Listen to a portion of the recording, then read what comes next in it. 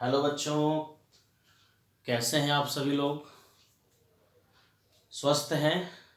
और आज काफ़ी दिनों बाद हम लोगों की मुलाकात हो रही है बच्चों। एक चैप्टर मैंने आप लोगों को पहला चैप्टर फिनिश कर दिया था, वो मैं पढ़ा चुका हूँ।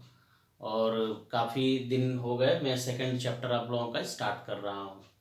चैप्टर्स ज़्यादा हैं नहीं बच्चों, बस आप लोगों को ये करना है कि जो भी चैप्टर पढ़ाए गए हैं उसको आप लोग अच्छे से तैयार करिए, ठीक है। कितना आप प्रिपरेशन किए वो ज़्यादा मायने रखता है। चैप्टर्स तो आपको मैं सारे पढ़ा ही दूंगा, कोई भी टॉपिक बिना छोड़े, ठीक है। आइए हम लोग आज सेकंड चैप्टर बच्चों स्टार्ट करते हैं। और इस सेकंड चैप्टर का नाम है एसिड बेस एंड सॉल्ट्स, यानी अम्ल क्षारक तथा लवण क्या होते हैं। तो ये जो चैप्टर है वो बहुत बेसिक चैप्टर है, जिसको आप लोग 11th में भी जाओगे तो भी आपको पढ़ने को मिलता है। कोई कॉम्पिटिटिव एग्जाम भी दोगे, कोई भी कॉम्पिटिटिव एग्जाम साइंस से रिलेटेड अगर आप देते हो आगे, तो भी आपको ये चैप्टर हमेशा मिलेगा, ठीक है। तो सबसे पहले बात करते हैं बच्चों की एसिड क्या होते हैं, अम्ल क्या होते हैं। अम्ल वे पदार्थ होते हैं जिनका स्वाद खट्टा होता है, ठीक है। यानी ऐसे सभी पदार्थ जो भी आप लोग चखे होंगे, टेस्ट किए होंगे, जिनका स्वाद खट्टा होगा, नींबू है, आंवला है, ठीक है, सिरका है, ये सभी क्या होते हैं, अम्ल होते हैं। लेकिन ये चीज हो सकता है आप लोगों ने प्रैक्टिकली नहीं किया होगा, जो नीले लिटमस पेपर को लाल कर देते हैं।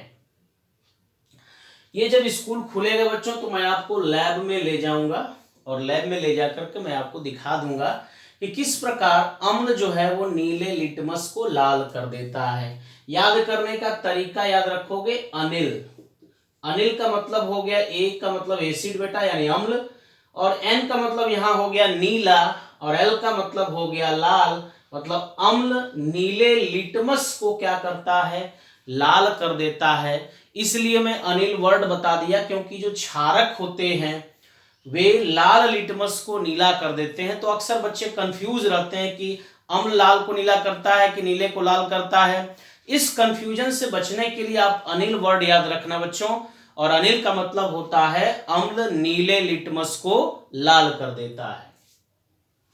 कह रहा है कि जो अम्ल शब्द की उत्पत्ति है वो लैटिन शब्द से हुई है। और लैटिन शब्द कौन सा है, एसिड्स, जिसका अर्थ होता है खट्टा।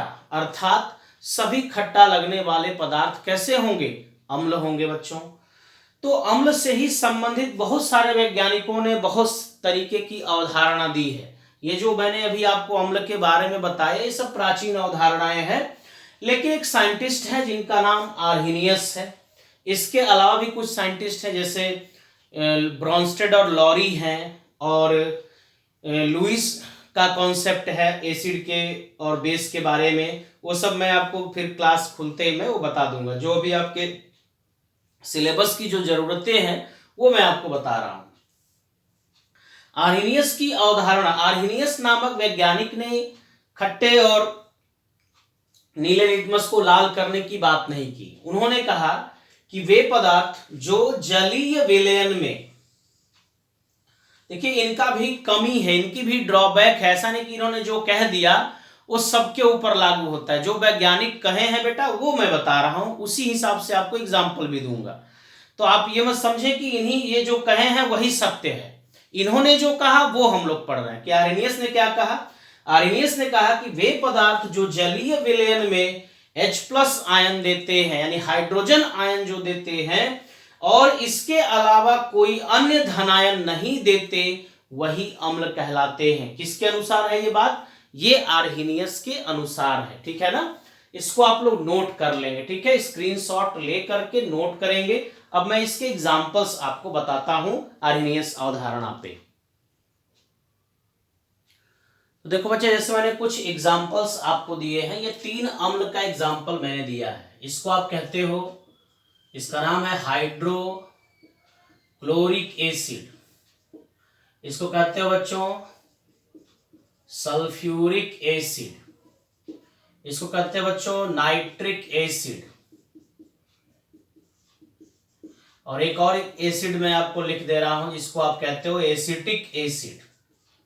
एसिटिक एसिड विनेगर में पाया जाता है, सिरका में पाया जाने वाला अम्ल है। इसको बच्चों कहते हो नमक का अम्ल, इसको नमक का अम्ल कहा जाता है। इसको कहते हैं बच्चे गंधक का अम्ल, गंधक बने सल्फर, सल्फर का अम्ल। और इसको कहा जाता है बच्चों सोरे का अम्ल, सोरे का अम्ल। कहोगे सोरा क्या है, तो सोरा कहा जाता है पोटेशियम नाइट्रेट को। इसको भारतीय सोरा भी कहा जाता है, इंडियन सॉल्ट पीटर के नाम से भी जाना जाता है। ठीक है, और ये तो आपका एसिटिक एसिड है, जिसको हम लोग कहते हैं बच्चों सिरके का अम्ल, सिरके का अम्ल कहते हैं। ठीक है, ये चीज। तो ये सारे अम्ल हैं, इनको पानी में डाला गया, जल में डाले जाने के बाद ये जलीय विलयन में H+ आयन देते हैं। AQ मतलब एक्वस, मतलब जलीय विलयन के साथ H+ आयन दे रहा है, प्लस दिया Cl-, ये भी एक्वस है। ये H2SO4 भी देगा H+, और बचा हुआ है HSO4-, क्योंकि यहां से H+ निकलने के बाद जो भाग बचेगा वो नेगेटिव पार्ट होगा। तो आर्हेनियस के अनुसार केवल H+ धनायन दे, अन्य किसी भी तरह का धनायन नहीं दे, तो इसी को हम लोग कहते हैं बच्चों क्या, अम्ल कहते हैं। जैसे ये आपका H+ दिया और NO3- दे दिया नाइट्रेट आयन जलीय विलयन में, ये भी H+ दिया एक्वस सोल्यूशन में, AQ मींस एक्वस है, Q है ये, ठीक है ना, एक्वस प्लस यानी जलीय, बचा क्या CH3COO-। तो ये मैंने एग्जाम्पल आपको बताया है बच्चों अम्ल का, यानी अम्ल ऐसे पदार्थ होते हैं जिनका स्वाद खट्टा होता है, लेकिन आर्हेनियस के अनुसार अम्ल ऐसे पदार्थ होते हैं जो जलीय विलयन में H+ आयन देते हैं, उन्हीं को हम लोग अम्ल कहते हैं। और ये एग्जाम्पल्स आप लोग बच्चों उसमें नोट कर लेंगे। ठीक है, इसके बाद मैं आपको नेक्स्ट टॉपिक बता रहा हूं, पहले इसको आप लोग नोट करें बच्चों। तो आइए बच्चों कुछ ऐसे अम्लों के बारे में बात करते हैं जो जनरली हम लोग यूज करते हैं अपने डेली लाइफ में, वो प्राकृतिक स्रोतों द्वारा हमें प्राप्त होते हैं। जैसे पहला आप देखिए यहाँ पे एग्जाम्पल मैंने दिया है सिरका का, और सिरका पाया जाता है किसमें, यानी सिरके में क्या पाया जाता है, कौन सा अम्ल, एसिटिक अम्ल, जिसका फार्मूला आप लोग लिख चुके हो। दूसरा है नींबू या संतरा, जो कि बहुत इंपॉर्टेंट है इस समय आपको कोरोना वायरस से बचने के लिए।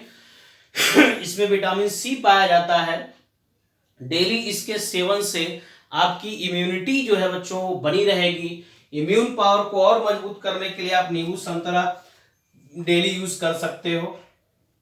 तीसरा हो गया इमली, जिसको आप कहते हो टार्टरिक एसिड, टार्टरिक एसिड, ये टार्टरिक एसिड का कह सकते हो फार्मूला है बच्चों, इसको टार्टरिक एसिड कहा जाता है, इमली में पाया जाने वाला है।